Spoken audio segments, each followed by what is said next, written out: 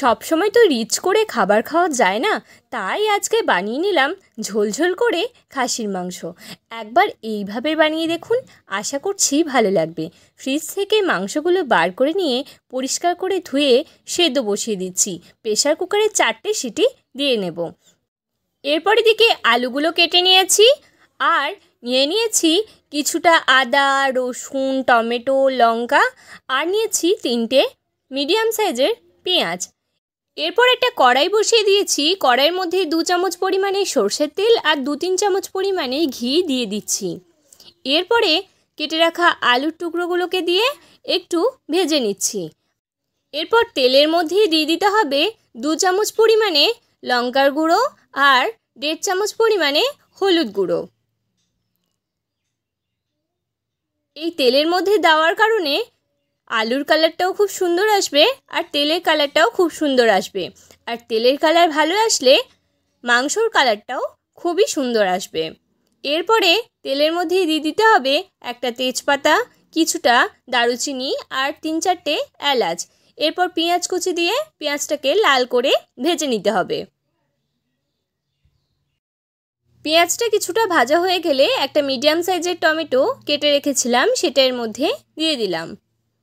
এরপরে সব কিছুকে ভেজে নিচ্ছি। এরপরের মধ্যে পরিমাণ বুঝে নুন দিয়ে দিচ্ছি আর দিয়ে দিচ্ছি 1 চামচ পরিমাণে চিনি। এখানে চিনি দেওয়ার ফলে মশলার কালারটা খুবই সুন্দর আসবে। আর দিচ্ছি আদা রসুন বাটা। এরপর সব কিছুকে ভালো করে কষিয়ে নিচ্ছি।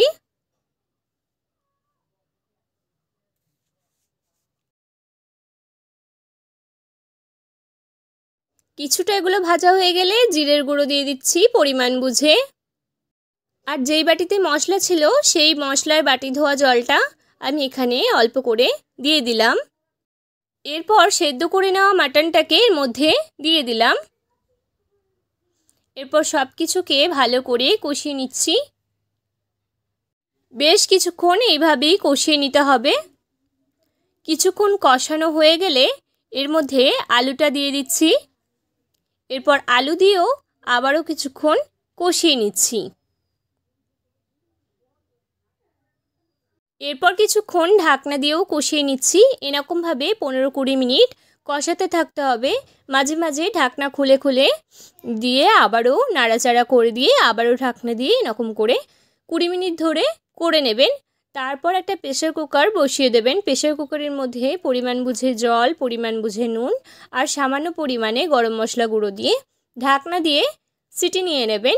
4-5টা সিটি নিয়ে নিলেই সেদ্ধ হয়ে যাবে, কারণ 4টে সিটি আগে থেকেই দেওয়া ছিল। প্রেসারে সেদ্ধ হয়ে গেলে প্রেসার থেকে নামিয়ে একবার কড়াইয়ের মধ্যে দিয়ে 10 মিনিট মতন ফুটিয়ে নিলেই রেডি হয়ে যাবে ঝোলঝোল খাসির মাংস। এইভাবে একবার আপনিও ঘরে বানিয়ে দেখুন, আশা করছি ভালো লাগবে। নমস্কার, ভালো থাকবেন, সুস্থ থাকবেন।